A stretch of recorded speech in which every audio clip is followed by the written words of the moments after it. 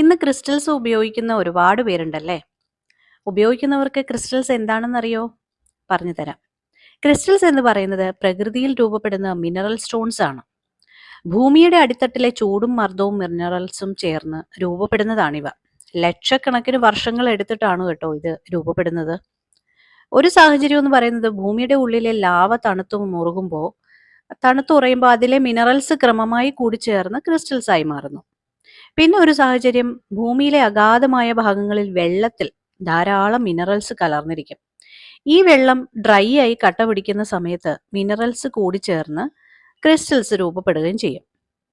അതുപോലെ തന്നെ ഉയർന്ന ചൂടും മർദ്ദവും ഉള്ളപ്പോൾ ചില കല്ലുകൾ ഭൂമിയുടെ ആഴത്തിൽ വലിയ പ്രഷറോട് കൂടി ഉണ്ടാകുന്ന സമയത്ത് ആ കല്ലിന്റെ ഘടന മാറി ക്രിസ്റ്റൽസ് ഫോം ചെയ്യപ്പെടുന്നു. ഞാൻ വളരെ ചുരുക്കി പറഞ്ഞതാണ് കേട്ടോ.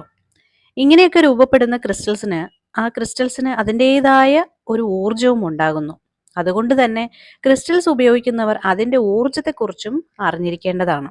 ക്രിസ്റ്റലുകൾക്ക് ഒരു സ്റ്റേബിൾ വൈബ്രേഷൻ ഉള്ളത് കൊണ്ട് തന്നെ ഹ്യൂമൻ എനർജി ഫീൽഡുമായിട്ട് ഇന്ററാക്ട് ചെയ്യാൻ സാധിക്കുമെന്നാണ് പറയുന്നത്.